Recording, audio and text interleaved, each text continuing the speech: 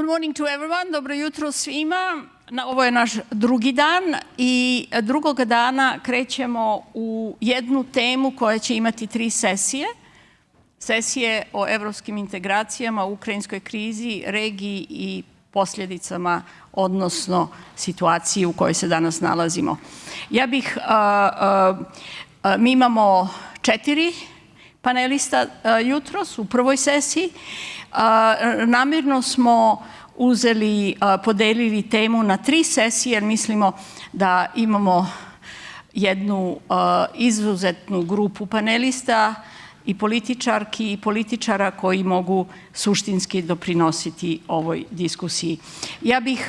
Imamo jutros u prvoj sesiji 3 govornika, odnosno govornice i govornika koji će biti na Zoomu i imamo našu koleginicu Radmilu Šekerinsku koja je ovdje s nama. Radmila, budi ljubezna, pridruži nam se.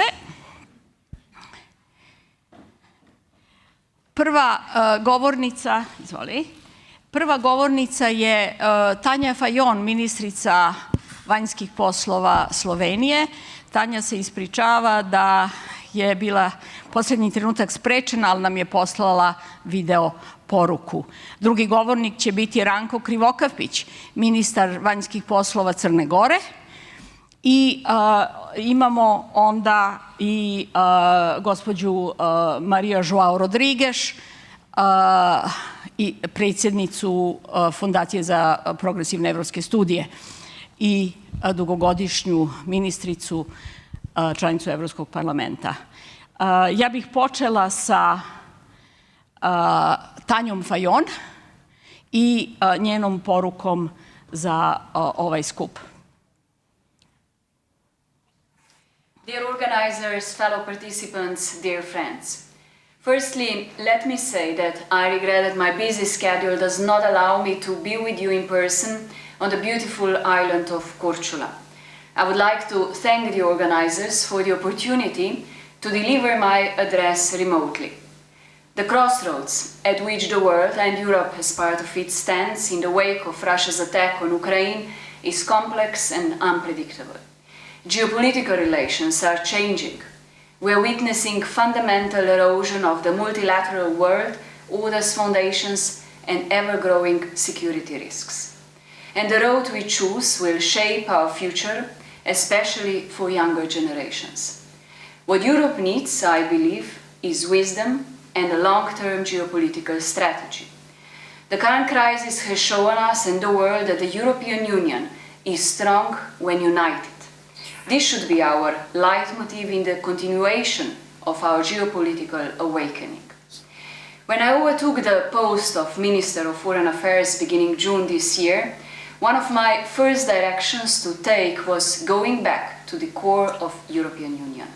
As a social democrat and someone who truly believes in the power of the European integration, I will always be vocal in promoting and strengthening our shared values: tolerance, solidarity, respect of human rights, gender equality, inclusion of minorities, and above all, rule of law.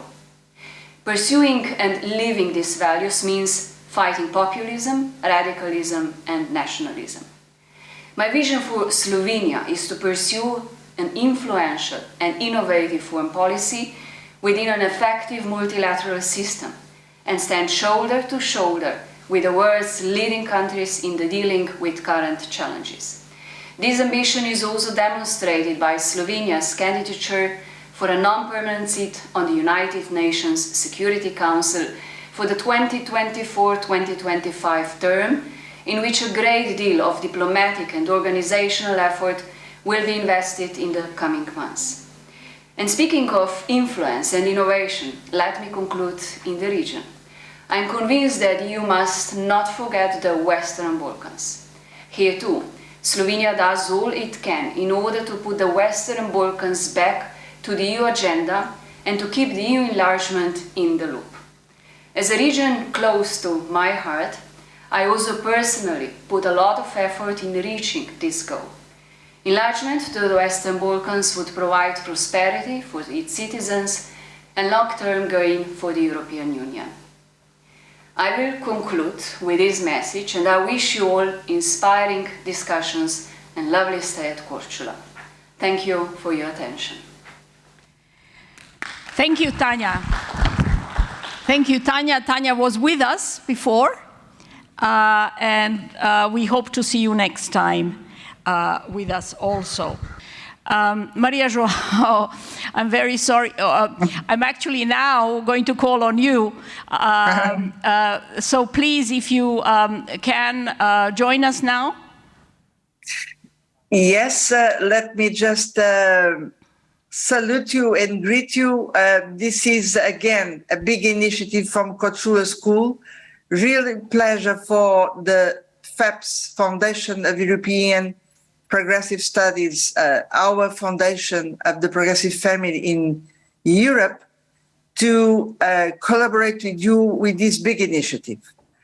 Look, this year we are dealing with incredible new situation, extremely worrying, created by the invasion of Ukraine by Russia. And we are following this the day by day, extremely worried, also admiring the bravery of Ukraine. But I would like to make the point of the major consequences of this invasion for the world order and for the European organization and architecture. And these consequences will be lasting and extremely deep. The major consequence is about the crucial issue of European integration, which is enlargement and deepening the European project. And I would say this is not the moment to choose between enlargement or deepening. It's not either or, it's both. We need both. The recent decision by the European Council to give candidate status to Ukraine and Moldova is a good decision, is the right one, as well as the conditions which were created to finally open negotiations for membership for North Macedonia and Albania. They fully deserve this possibility. And so all this means a big jump in the enlargement process. This is now necessary because these countries really deserve. They are from us, they belong to the European project, and they are making big efforts. But also is, I would argue, is the very interest of the European Union, because we need to assert our sovereignty in the international landscape, and we need to have these countries with us. At the same time, I also believe that a new approach should be developed on enlargement, going beyond the classical one, which is preparing the participation in a big single market. Now what is at stake is to participate in a full political entity, which the European Union should become. The European Union is more than a market, is more than a currency zone, is a political entity with the instruments to assert its democratic choices in all areas, the economic, the social, the cultural, and of course the foreign affairs. Because I think we should discuss about this new approach, I know that some concepts have been floated, notably the concept of European political community. Well, I think we should discuss the concept, because in fact we need to have stronger political dimension. But in any case, let me be very clear, we need to avoid a trap, which is this European political community can never be used as a pretext to delay the normal process of membership. And we need to make this extremely clear all over the road. At the same time, as I was saying, we also have big plans for deepening the European integration. Because the European Union needs to have stronger means, first of all, to ensure its strategic autonomy. In energy, we now see this every day. In the digital, in technology, in industrial policy. Also in defense, we need to strengthen our defense capacity while we also strengthen our interface and our membership in NATO. And most of all, we need to have autonomous foreign affairs policy. We need to keep the connections to the main actors all over the world and push for a stronger multilateral system. Because at the end of the day, only a strong multilateral system will be able to overcome the incredible dramatic situation created by Russia, putting into motion something which is unacceptable. Is a global order which is no longer respecting the multilateral rules.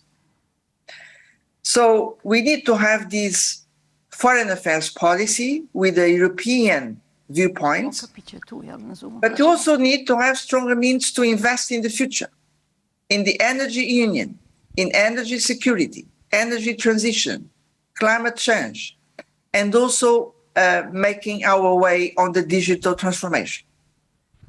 And then finally, as progressives, we want to make sure that we have cohesion. All the lagging behind regions, all the citizens in difficulty should be supported by the European Union using the European social pillar. So these are strong ambitions, but let me conclude by saying these strong ambitions can only move forward if we have a big democratic push.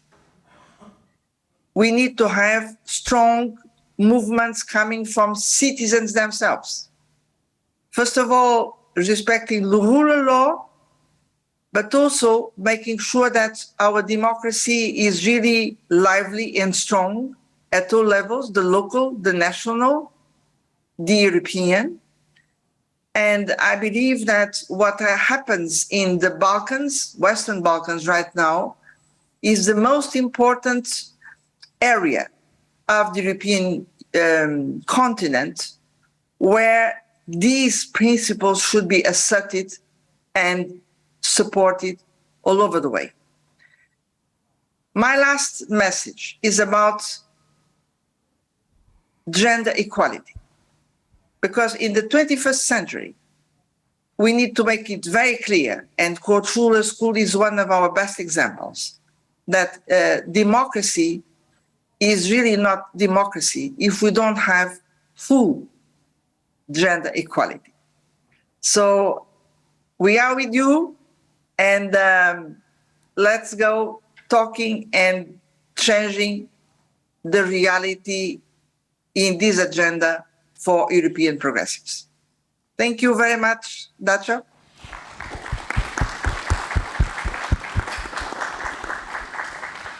Thank you very much, Maria, for giving us actually a great introduction also into the big challenges in front of Europe and the world, but at the same time bring it very much home to us, to the region. And thank you again for all the support to getting that integration process moving, and of course on gender equality. I think we have to thank FEPS for all the efforts and all the contributions that you have made, both through the region to, of course, the discussions in Europe, which are ongoing, and we hope that the region will also become a part of those discussions in the process, and certainly on the questions of democracy and gender equality. And we hope to continue this cooperation. Thank you very much, Maria. I'm very happy to say that the minister has joined, Ranko has joined us. And I'll give you the floor, Ranko, now. And Ranko, as I said, has been with us for quite a number of years. Over to you. Dobrodošao. Hvala, Daško, izvinite za kašnjenje i nije to zato što u Crnoj Gori kažu dobro jutro, tačno je podne. Ne, razlozi su drugi, puno obaveza koje su nepredvidljive ovim tranzicionim danima vlasti u Crnoj Gori. Da nastavim na hrvatskom ili radni jezik? Jedan i drugi imamo prevod, hvala ti. Ok, nastavit ću na hrvatskom, da obnovim gradivo i mislim da je Korčula mjesto duge tradicije i dugog čuvanja svog ostrvskog identiteta. Marija bi bila zadovoljna, jedno od rijetkih velikih ostrva na Jadranu koji ima žensko ime. Korčula. Tako da dodatno bi to bilo stimulativno da u tim prostorima se poštovalo na jedan drugi način. Da, Balkan je ono što je uvijek bio. Susret u dobrim vremenima dobrog, u lošim vremenima zlog. A u svakom slučaju stalno je bio meki stomak velikih. Nekad je to Otomanska imperija, nekad su to drugi, ali sada je to Europska unija svakako. I Radmila sam mnogo više strasti, vjerojatno govori o tome od mene. Zato što je duže trpjela dio tih bolova koje kao meki stomak sada Europske unije i NATO-a, Sjeverna Makedonija je više ispaštala i bolnije prolazila. Crna Gora imala pomalo više sreće u drugoj fazi. U prvoj fazi je, kao što znam, ostala zarobljena sa Miloševićem, ali sve u svemu krajnje vrijeme da i naši rezultati budu bolji. Često imamo tu dilemu, Europska unija nije dovoljno otvorena, Europska unija nije dovoljno spremna da nas primi, ali ja mislim da smo mi isključivi krivci. Usudio bi se to reći. U sve greške Europske unije stalno ponavljam, mi smo ipak nedovoljno dobri đaci i mi ne dobijamo dovoljno prelaznih ocjena. Reću samo jednu oblast koja je uvijek dominantna, a u kojoj stvari, i ako idu naprijed u institucionalnom dijelu, u suštinskom dijelu ne idu. A to je vladavina prava. Mnogo puta sam ponavljao u posljednjoj deceniji da nam treba prvenstveno zbog Balkana, sada se vidi zbog Europske unije. Krivični zakon Europske unije.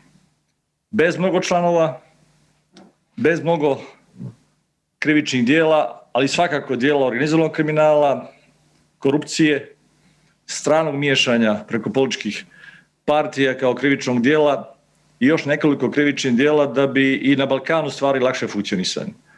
Očigledno da sami se ne uspijemo dovoljno izboriti da organizirani kriminal jača na Balkanu. I kada se dese pomaci u institucijama, kada riješimo, a Crna Gora je to prvo uradila, najveću moguću nezavisnost sudstva u regulativi koju ja poznajem, u formalnom, ustavnom smislu, zakonskom smislu, vi ipak imate da institucije ne mogu da sa brže rastućim, povezanim i globalnim sve organizovanim kriminalom na Balkanu se izborite na pravi način. Jučer ste vidjeli u Hrvatskoj kako se to širi i kojom brzinom to hvata svoje korijene zbog izuzetno prostora, granica, korištenja svega onoga što je njima prednost, a svima nama ostalima koji želimo slobodne prostore i jedinstveno krivičnu zaštitu, sudio bi se reći, mana. I zato je integracija Balkana strahovito važna, što brža to bolja, ali potpunu svijest da mislim da u ovoj oblasti Europska unija mora imati hrabrosti da iskorači. Da ti suvereniteti, pogotovo u vremenu rata, u kojoj Europska unija sa jednim svojim kandidatom učestvuje, a po posljedicama za njene građane izuzetno učestvuje, ekonomskim, socijalnim, usuđujem se reći i vrlo jakim političkim koja se još uvijek ne vide, Balkan sa svojim slabostima je još izloženiji. I stratezi nama neprijateljskih zemlja smatraju da je to ključna slabost, meki stomak, kako ga od uvijek zovem, na kojoj treba odigrati za dalju destabilizaciju Zapadnog Balkana. Teza je vrlo prosta, što gore, to bolje za njihove interese na Zapadnom Balkanu. Mi ćemo raditi svoj posao, snage koje postoje da stvari idu bolje i idu bolje, ali nedovoljno da bi postali dovoljno dobri onako kako bismo trebali da bismo bili perfektuirani za Europsku uniju. Neke politički potezi se morati povući. Završit ću. Velike politike bez uzimanja u ovakvim vremenima i velikog rizika ne može biti. Veliki rizik nije nešto na što je Evropska unija navikla, ali u ovakvim vremenima uz dobru procjenu mislim da veliki rizik može dati i na kraju veliki uspjehe stabilizaciji Zapadnog Balkana, a i pomoći Evropskoj uniji da zatvori neke tačke koje sve više postaju izložene. Završavam sa nečim što sam mom kolegi Luigi Di Maju rekao prije 2 mjeseca, a desilo se. Ni Jadran više nije mirno, sigurno more NATO pakta. Hvala vam. Puno hvala, Ranko. Puno hvala što si nam dao i istorijsku i filozofsku perspektivu onoga gdje smo i gdje se nalazimo i s kojim se izazovima nalazimo i jedno upozorenje. Apsolutno, i mi smo tako i počeli ovaj skup, se slažemo da bez tog rizika, tih odvažnih poteza neće biti, niti će Evropa biti sigurna ako ona sama ne bude isto toliko odvažna da preuzme sve te rizike i političke akcije. Hvala puno i nadamo se da ćemo imati prilike da se i viđamo kad imaš vremena od svojih obaveza. Žao mi je što sam tu privilegiju propustio i ove godine. Biće.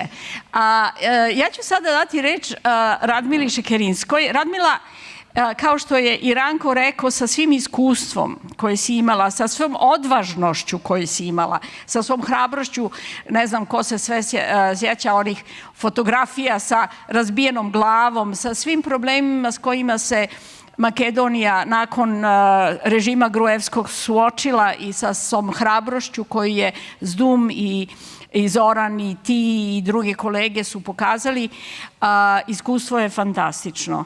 I nama je jako, jako drago da si došla. Radmila je bila potpredsjednica Socijaldemokratske unije Makedonije, istovremeno i ministrica obrane. Meni je jako drago da kažem da imamo još jednu bivšu ministricu obrane, Andreju Katić ovde, i tako da ima mnogo toga o čemu mi možemo govoriti, a i o sadašnjem političkom trenutku koji sigurno nije lak za Severnu Makedoniju, a ja bih rekla Makedoniju. Izvoli.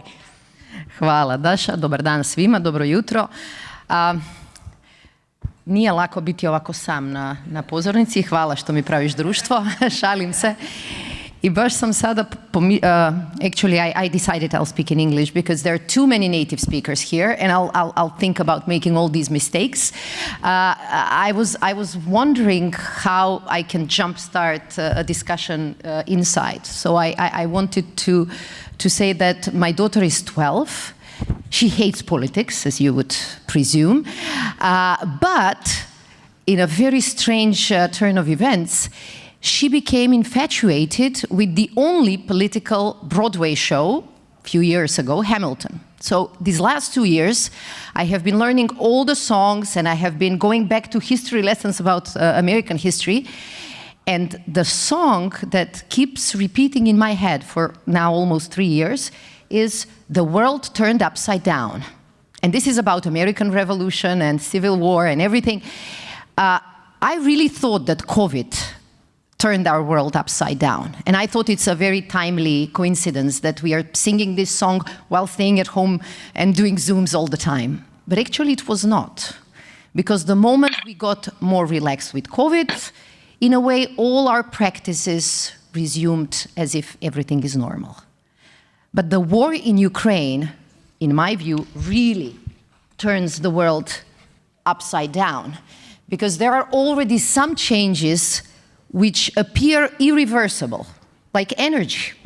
I do not believe that, regardless of what happens, how long the war continues, what is the ultimate end game, when it comes to energy, when it comes to energy dependency, when it comes to diversity of energy sources, I don't believe that Europe will ever be the same. I will not go even further, but Europe will not be the same. In terms of geopolitical orientations, geopolitical choices, definitely many things look as if destroyed for the long term, not just for the next few years. What is actually my only question mark is how damaging it will be to European democracy, and how much inflation, booming prices, divisions within society, social media, fake news, and everything else, how much it will support the different autocrats and populists throughout Europe. So all these are either question marks or definite ultimate changes. But I have started wondering whether even this big shock will challenge one of the best functioning policies of the European Union, enlargement. I have had hopes as an ultimate optimist. This is why you survive in politics so long. You have to be an optimist even when all the signs are pointing in the other direction. I really thought that it will be a certain kind of wake-up call for the European Union and one of its really positive policies. Unfortunately, I do see that things are slowly but surely going back to normal. Yes, of course, I agree here with Maria. The decision to grant Ukraine and Moldova a candidate status was a geopolitical decision, was the right thing to do. But I sometimes wonder what would happen if the majority of the Ukrainian population follows what was happening in the Western Balkans, and whether they would believe that it's such a great news after seeing some of our experiences. I have never thought that enlargement will be a quick fix for all our mistakes, for all our weaknesses, for all our structural dilemmas. Nevertheless, when you calculate that North Macedonia or Macedonia has been a candidate country for EU membership for 17 years, with periods of going up and periods of dramatic downfall, without any effect over enlargement, you actually wonder whether the enlargement instrument, as it was intended in the beginning, works. I fear that the enlargement process has lost the transformational power that it once had. I returned from Spain. I had some discussions with Spanish colleagues. You know, it is a long time ago, but it was an enormous transformation, not only political, but economic, social, from the aspects of cohesion, women's rights, everything. When you look at Central and Eastern Europe, in spite of all of the dilemma, it was still a huge transformational process. Right now, the enlargement process has become a technical exercise where politicians, citizens, and EU officials pretend that they're still working together with the same goal. And as the old saying was going, the Europeans pretend that they're buying, that we are, committed. We pretend to be doing the necessary, deep, meaningful reforms, and the citizens pretend that they're actually still hopeful. And this is not really a very productive emotion to turn around your country and your region. I came to KORČULA for the first time, and traveling to KORČULA, I reminded myself, why? KORČULA is less distant from Skopje than Athens. But I will get to Athens by car in 5 to 6 hours, and we needed 14 hours to get to KORČULA. Part of it is terrible road infrastructure in many of the countries. Part of it is we had to pass 9 different border crossings. Go in, you go out, you have lines, you do the same trick. Nobody bothers that much, but it's not really a functioning system that will bring either the region together or bring it closer to the European Union. In my view, Putin has lost the war in Ukraine. But as someone has said, Putin might still win the war with the West. And one of the regions where he is, strangely enough, winning, it's the Western Balkans. I come from a country that has never had any love affair with Russia. fortunately. We don't have the history. We actually, if you go back into history, you'll see that we have been the abandoned country, the leftover, the country with whom they have pleased some of their real allies. We have always had more than 90% support for NATO, EU, until now. And it is not solely connected, actually Ukraine was a provocation, but actually it is the deep dissatisfaction in the sense that the promises were not kept that brings these numbers now upside down. So for the first time, we have 20% of the population almost saying that they see Russia as our strategic ally. They haven't invested anything in Macedonia. They haven't helped us in any instance during since our independence. When COVID broke, they came offering 200,000 vaccines. We have signed the agreement because there were no other offers. I think we have only got 20,000 from Serbia, actually, not from Russia. And then they disappeared. So even they have never delivered. But the fact that enlargement seems to be a rather void promise right now is making his work in the Western Balkans, together with the different media outlets, with bot farms and social media and fake news, he stands a chance. I believe that the decision to start accession talks with Albania and North Macedonia was the right one. Nevertheless, it came with a huge price tag, especially for us. I am a person that firmly believes in compromises, and we have done a fair share of them. I don't believe that they were in vain. I don't believe that they have threatened our national identity. But when it comes to the negotiations with Bulgaria, actually the situation was much more difficult than our negotiations with Greece, which was a long-term problem. With Greece, it was something, more tangible, let's say, a name of a country. Let's make a compromise. Let's give up on the discussions about whether Alexander the Great was Macedonian or Greek. Unfortunately, the story with Bulgaria is a story that had several episodes. And I think that in the last few months, we have forgotten the introduction. Bulgaria would have never been in a position to veto our accession talks and Albania's accession talks if it was not for the first de facto veto by France and the Netherlands to a certain extent for Albania. And I remember having these discussions with some even French officials, but especially European officials. They came forward and they said, listen, we don't want to block you. We need a new methodology. It's a question of 6 months, not more. And we have proved to be patient. And we said 6 months for a country that waited for 17 years, we don't have an issue with the 6 months. But be aware, the discussions in Bulgaria and the political crisis that hit Bulgaria has opened up a completely new chapter in our relations. So who knows whether next time we come to the European Council, whether we will just have the new methodology, which I actually think is rather good, or we will have yet another problem. So if you look at it, not from a perspective of an average citizen, from the perspective of an average expert in North Macedonia, you will see that the European enlargement process has become a never-ending process with too many pit stops. And yes, Ranko is right. We have done our share of mistakes. If I go back, in 2005, Social Democrats were in government.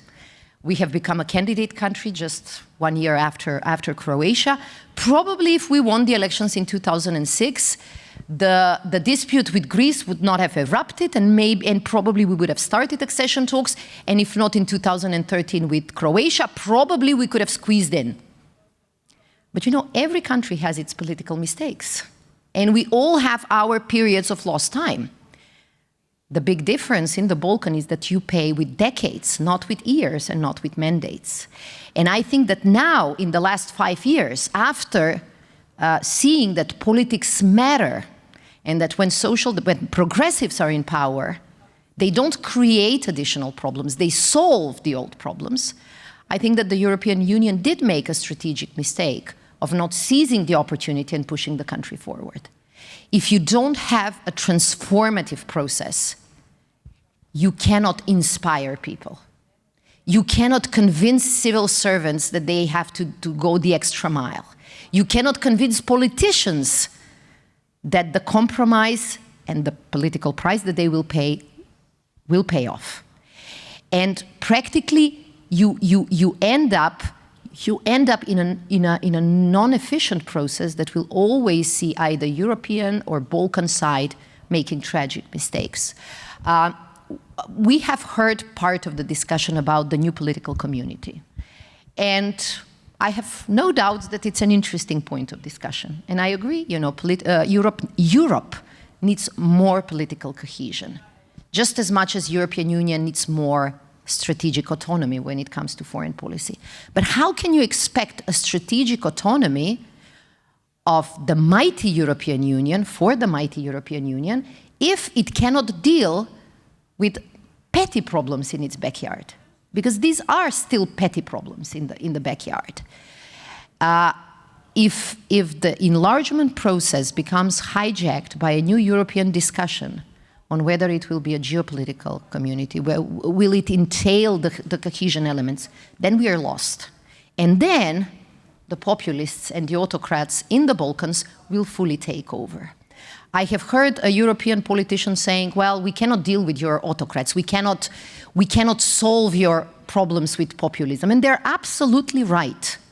But what Europe can do and should do is to prevent them from gaining ground. Because I can see how nationalism is returning not only in many countries in the region, but in North Macedonia. Many people who have voted progressively in the last few years, they have voted for a referendum to change their name. We have managed to convince practically 1/3 of our population to go out and vote, yes, we will change our name.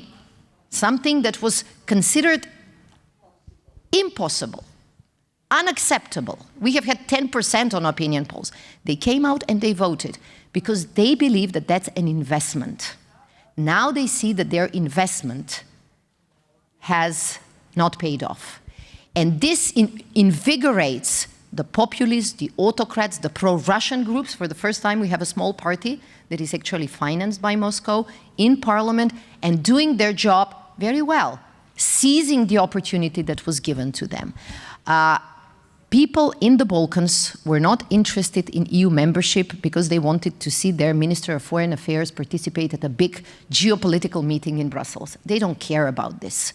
We meet most of these people in NATO these days. What they were interested is to see cohesion, transport networks, to see free flow of goods, but also free flow of people. But not the people who have come either to Croatia, I've met some of them yesterday in a pizzeria in KORČULA, or to Germany. Most of our doctors are now working there, but really an element of communication which is back and forth. And if we don't do this, we'll end up not only with a fully autocratic Balkan, we'll end up with a demographically void Balkan. And this can create crisis on which then Europe will have to respond with more might, more power, more money, and more risk. So actually, the risk-free solution is to do what Europe has done well in the past. Adjusting it to the new reality, adjusting it to the crisis and war in Ukraine, but doing it right and doing it with not only promises, but real deeds. So thank you. Well,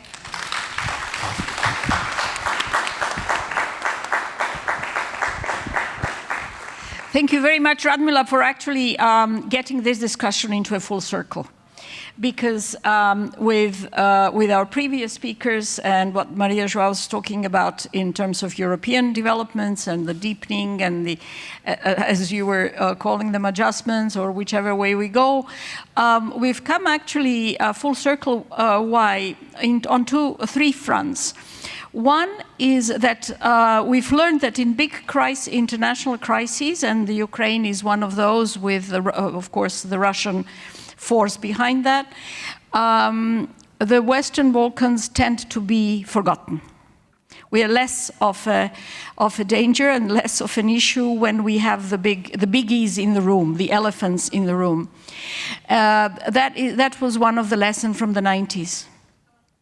The second lesson, which now refers to the current moment also, the lesson we had from the 90s, and Ranko knows we had big discussions around that, is the fact that Europe, or the European Union or Commission, generally has bureaucratic solutions.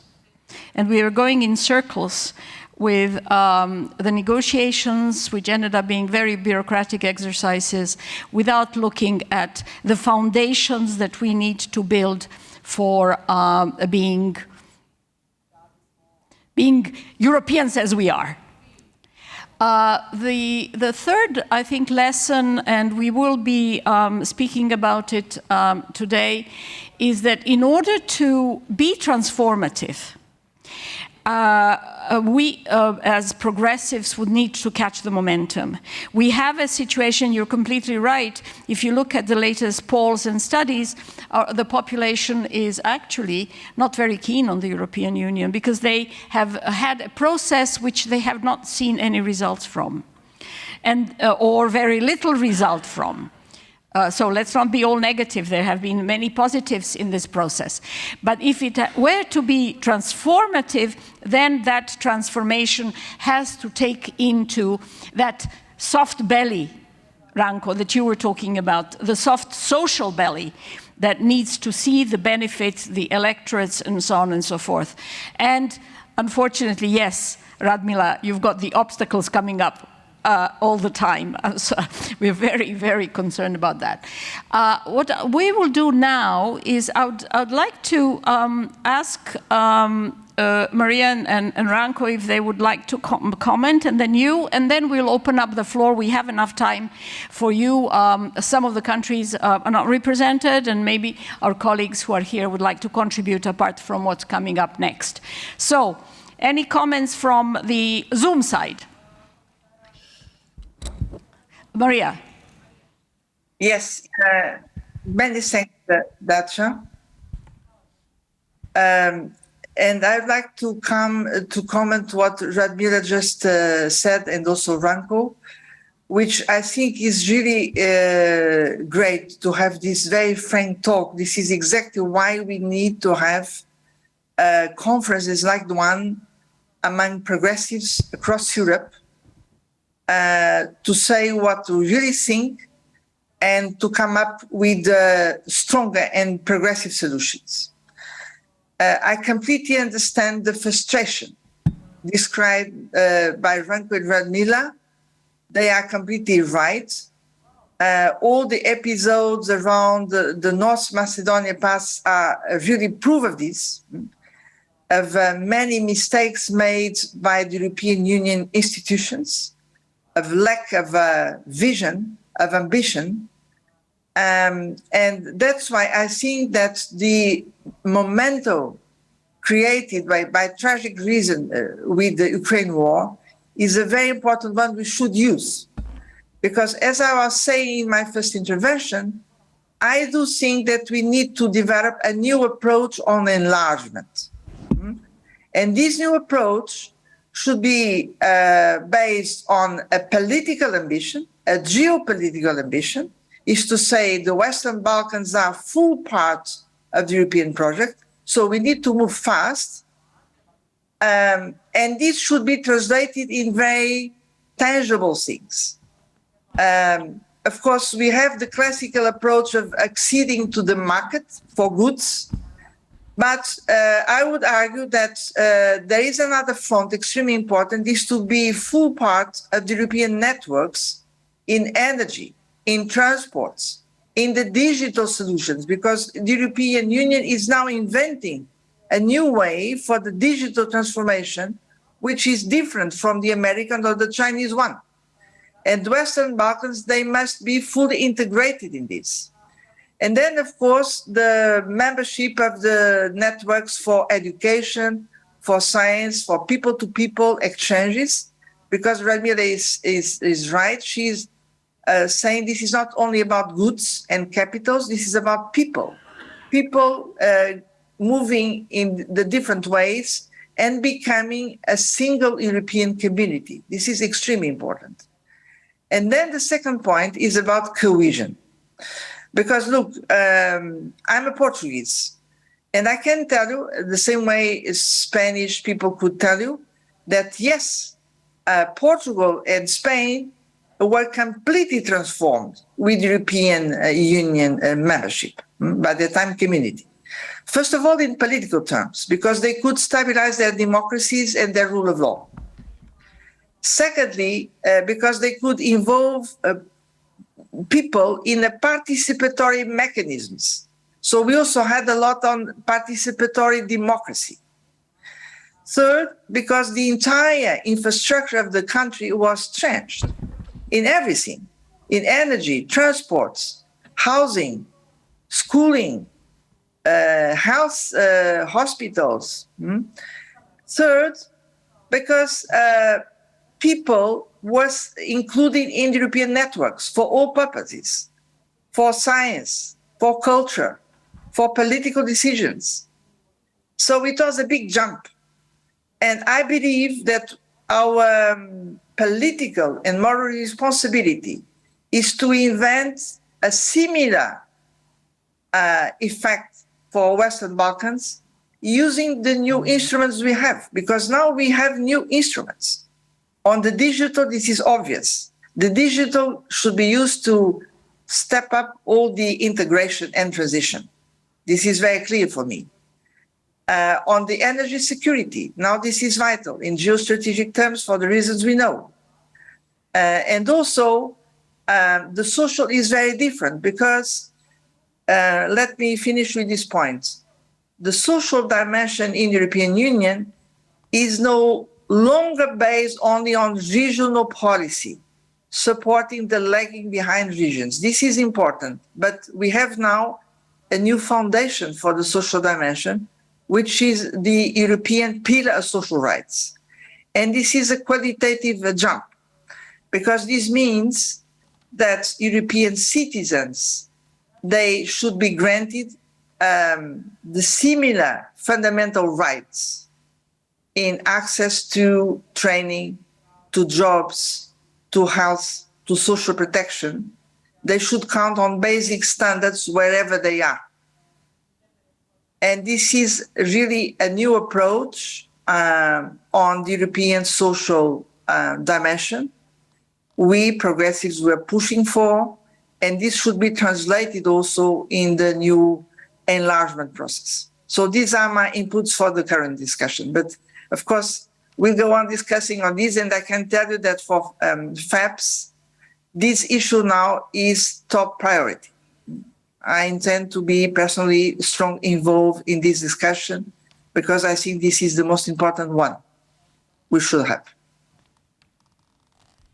Thank you very much, Maria, also for reminding us of the social dimension of the Pillar for Social Rights. I must say our network is supposed to be the ambassador for the Pillar in Croatia. However, what we have seen is that it doesn't look as if we're really communicating all these issues properly.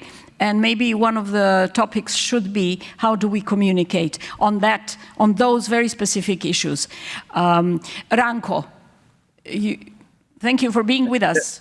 Yes, Dasha, we had to change our modus operandi inside the EU because time is changed very, very fast, and many things are just needs new and fast response. Every checking of the achievements of the Balkans has to have a final decision related with the security issues.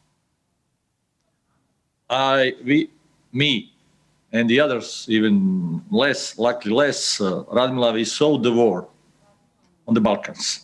Many excellent people, good thinkers, didn't believe that Yugoslavia could start with those type of the dirty war. 70 years together, historical necessities to be together, achievements, common culture, etc., and we saw the war. Now the same issue in mentality, in culture, of the normal, excellent people in EU we can see now. But we have war experiences from the Western Balkans. Due to that's logic of the war is the logic of the not good people, and Putin started the war due to he expected that how we call soft diplomacy generation grow up in the peace in Europe under NATO umbrella is not capable to give a right answer of those type of the challenges, and now they're still misusing those type of the modus operandi in EU. Luckily, I saw in the last meeting of the Council for Integration and Stabilization in Montenegro, in the long talks with the HR VP Borrell and the others, that awareness is growing and modus operandi is really now updated for the new changes. That's really encouraged me, and that's sign that democracy is vital. We got new vitality of democracy in EU after those type of the aggressions on Ukraine.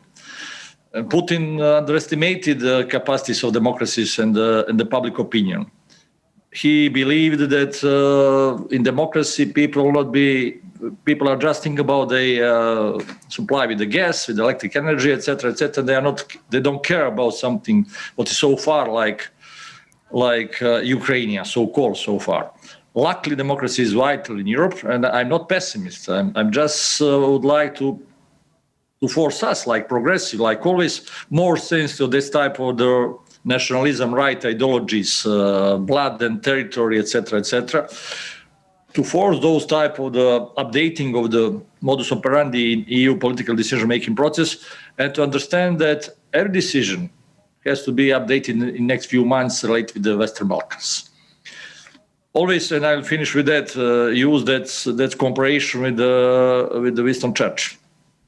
I told them in last talks, if Winston Churchill accepted, after all experiences, standing for a lie to try to defeat fascism, Nazism, I believe it's much easier for you to accept us like bad guys for the Balkans to try to defeat those type of not temporary aggression, permanent aggression.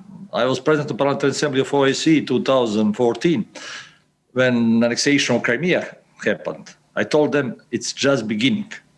It's not end story, just beginning. And now we have that challenge. Not only with Russia, and many other elements are now in the game, and all the modus operandi of the history changed now related to the security issues. Let's be enough caution, enough clever, be ready to make our alliance, EU community, more capable to face only the new challenges and to be more united like security community.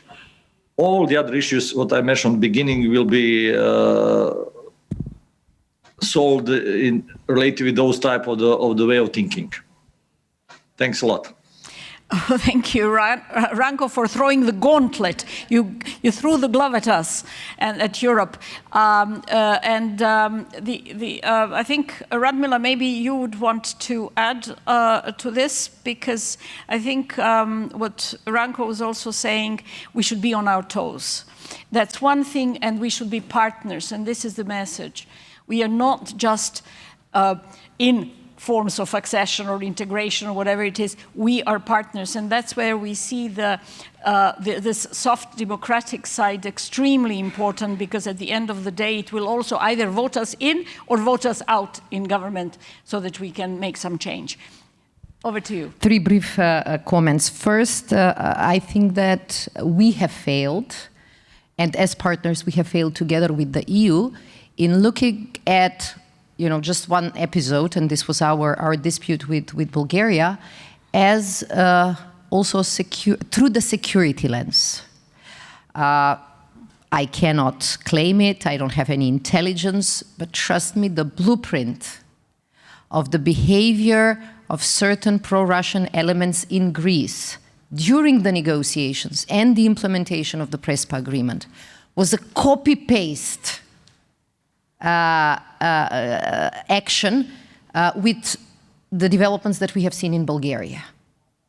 And I think that we have completely underestimated that element, that practically through the structures that they have in Bulgaria's political parties, in media, in businesses, they have had a very cheap operation of undermining the EU throughout the Balkans.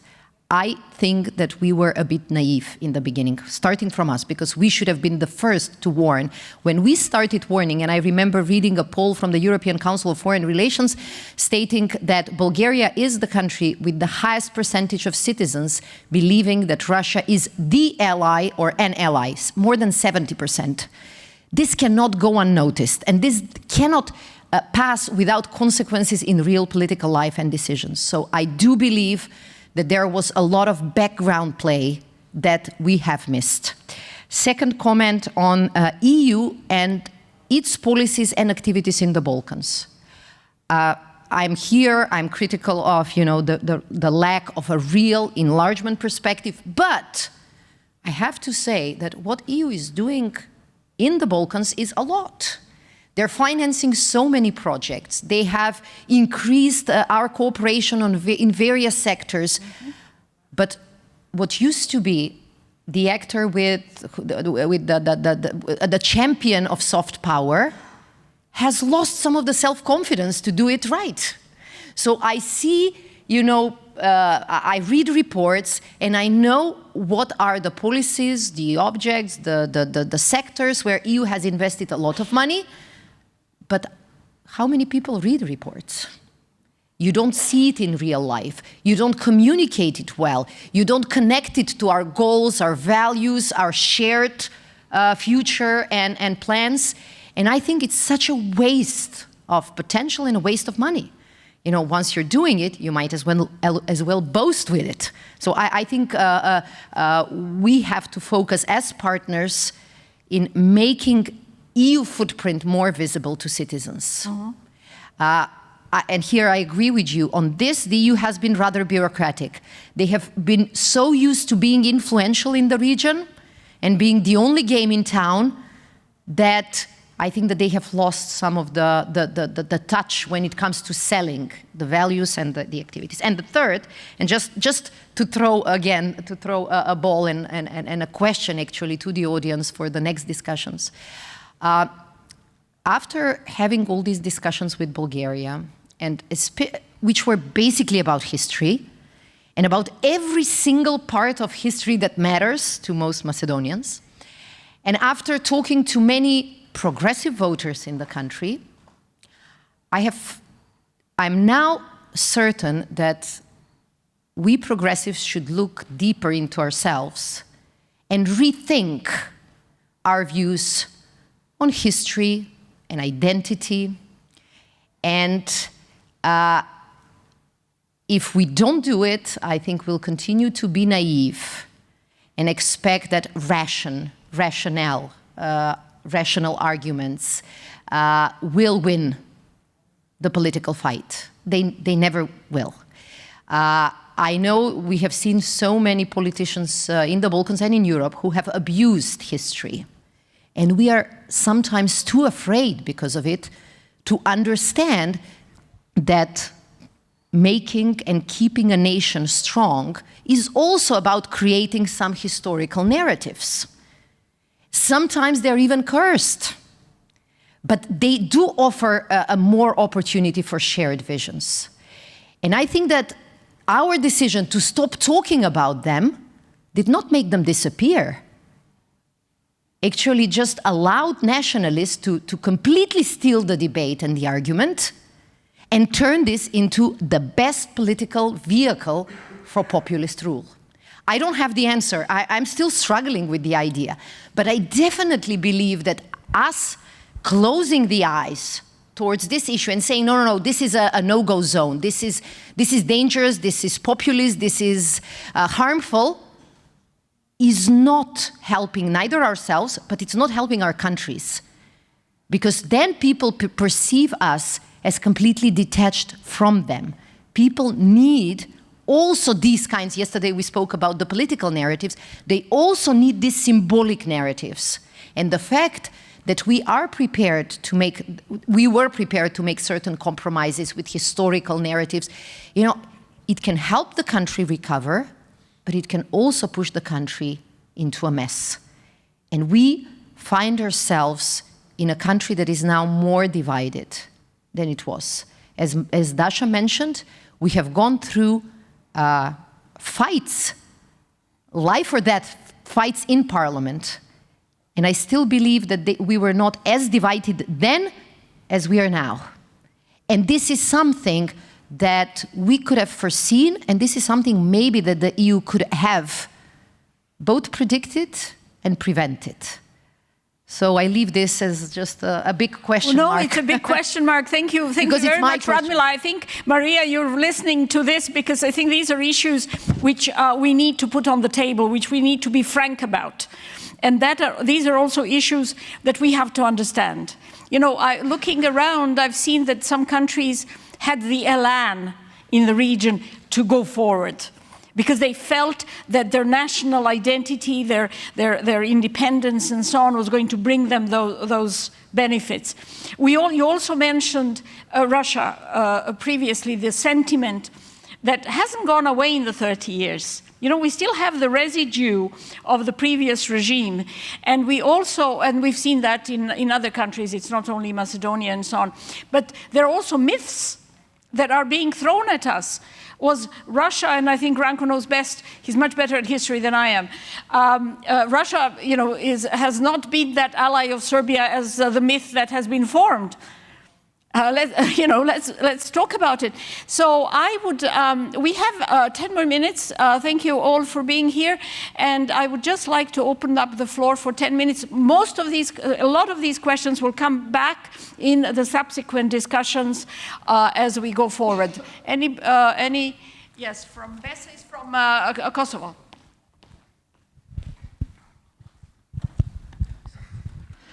Thank you very much. It was really interesting, and I share all the frustration with Radmila, even in a more deep sense. The accession process, the enlargement, it's a political process, it's a long one, it's a complex. Kosovo was more optimistic in that regard. Now somehow we feel that this will never happen, or at least it will delay so much. But in Kosovo, EU has failed on something very important and basic, and that cannot be excused in any terms. We are the only country without the freedom of movement. Full stop, basic social rights. We are the only one isolated in the middle of the Europe. Plus, add to it that we have a neighbor, a country, in which the current regime is similar to what Putin is doing in Ukraine. Just yesterday, or the day before, Vučić threatened with, let's say, protection and using force in case something will happen in Kosovo. And he is also a European partner, and they talk to him. So they will again, underestimate the potential destabilizing element in order to come then to a situation when we might have another conflict or something, or we will probably see another situation. So on the accession, I understand it will be more complicated. EU, I'm very encouraged to see that they want to have let's say, a more united approach. But if they cannot convince 5 country members that it's necessary to respect the international instrument, international rights instrument like the International Court of Justice, then it will be difficult for us to believe that what else can they do with that unity if they cannot convince 5 core European members, I would say, that this is the right thing to do. But for the visa liberalization, I think this is like a real failure that cannot be justified with any explanation. All the technical criteria was done, and even more the political ones that were added unjustly during the process. And we also completed them, and we are still now in 2022, the only one isolated, you know. I had to have 1 year, this year I had to wait to get an appointment at the German embassy, and I work for them since 22 years.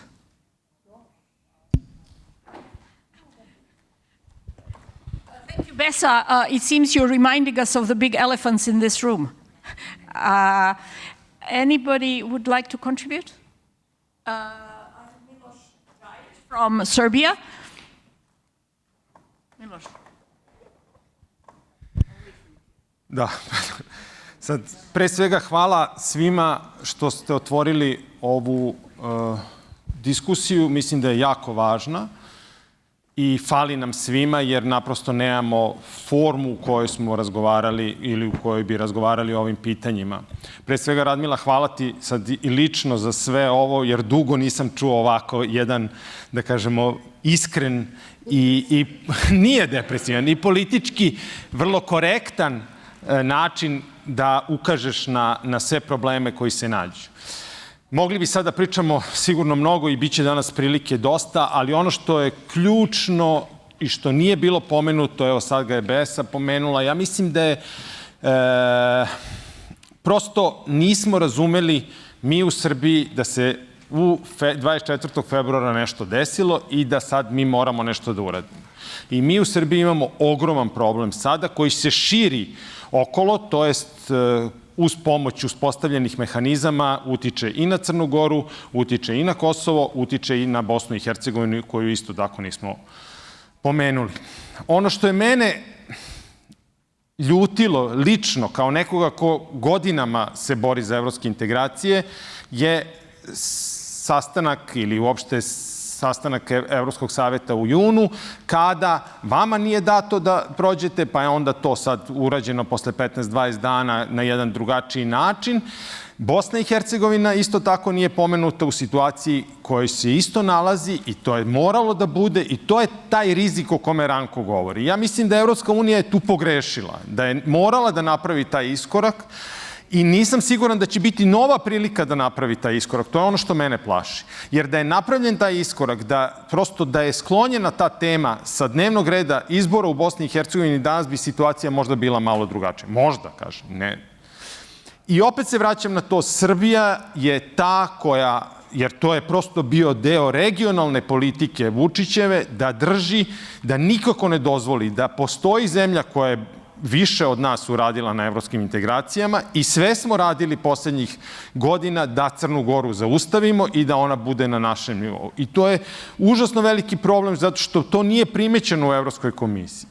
I naprosto nije, ta igra nije. I svi smo se bavili samo Kosovom i strahom da tamo ne dođe do nekog problema i cela ta igra je sve vreme. Sa druge strane imamo problem što nemamo alternativu, jer srpska opozicija ili proevropska opozicija je bila ljuta na evropske zvaničnike, pre svega i na Tanju i na sve druge, zato što nisu obezbedili fair uslove, a oni nisu uspeli da se izbore za njih. I onda imamo sad taj drugi problem, da mi u prethodnim izborima koji su bili u aprilu nismo imali temu evropskih integracija uopšte pomenutu. Umesto da je to bila jedna od glavnih stvari kojom će se praviti alternativa, nego to je put kojim ide. Evropa ima svog dečka koji će da završi poslove i mi smo danas vrtimo se u jednom vrlo opasnom i začaranom krugu. Ja sam ubeđen da on neće uvesti sankcije Rusiji i naprosto ja mislim da mi ulazimo u jedan period gde se stalno kupuje vreme, čekaju se izbori u novembru u Americi, čeka se da se vidi kako će se Evropa, ovo o čemu je i Ranko i ti si govorio, a to je kako će Evropa ili demokratski sistemi u Evropi odgovoriti na sve ove izazove koji se nadvijaju nad ljudima i građanima i urušavanjem njihovog svakodnevnog života i kvaliteta života zbog tamo nekog rata i tako dalje. I to je sve što se računa tako da se stalno kupuje vreme. Evo, to je prosto neki moj komentar. Hvala, Miloše. Thank you, Miloš. I'm going to give one more floor only to Tamara and Pavle, because we will have to wind up the session, go into the next session, and that's why we have 3 sessions on the same topic, so you will all have a chance to talk about it. Pavle. Pavle is from North Macedonia, and he's the board member of CE Gender Network and at the same time in the Progress Institute. Pavle. Hvala, Dasha. Well, okay, I'll also speak in English because my Serbo-Croatian is a mess. We're from Macedonia. My question is primarily for Radmila and Ranko, but I would also like to hear the opinion of Maria on this topic.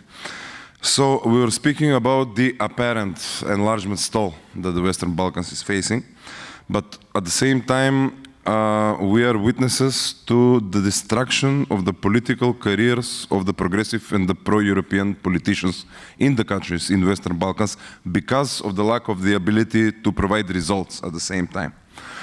My question is, what is the significance of this condition over the domestic political discourse?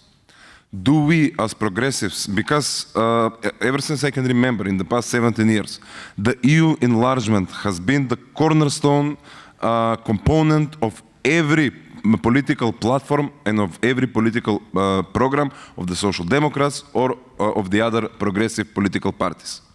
Now it is clear to us that the results will not be fast at all. What does that mean for the national political discourse? Do we need to stop talking about enlargement? Do we need to stop promising results in terms of enlargement? Do we need to change the focus of the membership being the end goal or the membership being the promised result to something else? And if we do need to do that, how do we do it and towards what do we change it? Thank you. Well, thank you, Pavle. Obviously, again, another gauntlet to all of us, something for follow-up. Anybody from the speakers, panelists on that topic? I think we do need to... Maria, did you ask for the floor? Yeah? Yes. Indeed, very important questions. And let me reply to this briefly, even I think fundamental questions are being raised. Look, it was for me, I must say, also extremely important to listen to all of you. And I'm drawing my own conclusions about what should be done by the Progressive Family. As you know, we are now heading to a Congress of the Progressive Family in October. And when it comes FAPS can, I believe, help by advancing programmatic developments we need to have in our family to be at the level of our responsibility. The Progressive Family has high responsibilities in driving the European project for the next phase. From my viewpoint, all your comments show, and Radmila also underlined this, that we need to have a kind of let's say, I would even refer to a task force to work on what should be a progressive narrative regarding Western Balkans and the European project. Because this is something I believe is missing. I can tell you we had this when Portugal and Spain start preparing membership and they became members. First of all, joint work on the European values, which are the real European values, providing the basis for our common identity. Secondly, benefiting from all the European instruments, networks, programs for the best, and this involves a huge learning process. And learning process not only for the candidate countries, but for the European Union institutions. We need to have a joint learning process on how to make the best of this toolbox, which is huge. And the last point is to enable these countries to become central actors of the European project. I remember this perfectly in Portugal and Spain. There was a moment where we could already see ourselves as members, and we start saying we'll become members. So let's discuss these as actors of the European project. What do you want from the European Union to be? And I believe that FAPS can provide good conditions to create this task force to come up with an updated narrative, because we do need. And then, of course, the narrative is part of a larger plan when we need to have strategy and new instruments which we still don't have, instruments for the European strategic autonomy, instruments for the budgetary capacity of the European Union, to make sure that all this transformation will involve all citizens with strong social cohesion. So this is my conclusion I can propose, but let's see now with our network of think tanks in the Western Balkans, I think we can make a big project around this. And many thanks for this discussion. When it comes perhaps really great, frank discussion, this is the kind of discussion we should have. Well, thank you very much, Maria. So there's a lot of work to be done. Any final word, Ranko, from you before we finish this session? And then we go into the other session. There will be all those loops this morning on the issue. Please. No, I don't want to miss this story. Miloš opened very, like always, very brave, very directly. But we are losing the Serbia. You know, that's after many thinking about this historical explanation about Serbia, like first and second Serbia. First is always great Serbia, project of nationalism, and second one is pro-Western Serbia in the history of the Serbia. And we are losing definitely that second Serbia. And what is my bigger fear, that somebody believed that with the people who created the war, with the Serbian church who created the ideology of the war now in Montenegro, deployed the so-called paramilitary formations almost, that somebody believed that could make a good deal for the future, especially now in the wartime. And Miloš and the other extremely unique personalities are still fighting for that, but I fully agree. And my fear is even bigger. Is the second Serbia, pro-Western Serbia, possible without Yugoslav community? In history, it's happened only that second Serbia, what is a little bit strange with the breaks with the Obrenović and the others. But in new time, my bigger fear is that possible, or just to be the so-called pro-Russian Serbia or first Serbia. Let's think about it, and I believe that those expectations in negotiations will fail. Unfortunately, thinking that the same people who are truly believe in nationalism, in the ideology of the great Serbia, or Serbian Svet, or Russian Svet, it's not important, Russian Mir, will create the sustainable pro-Western Serbia. And we have to really help. Our main goal, common goal, is to get pro-Western Serbia in the future. Well, thank you very much, Ranko. I think we had an argument on this issue even last year. You know, 1918, 1945. Allow me then to thank our colleagues on Zoom, and of course Tanya, who's not with us, but her colleagues are here. Thank you very much, Maria, and thank you very much, Ranko, for making the time, and thank you very much, Radmila, for frankly sharing your experiences and the pitfalls and the results. And we will go into the second session. Please, those on Zoom, have coffee on us, and we will have coffee here. Bye-bye.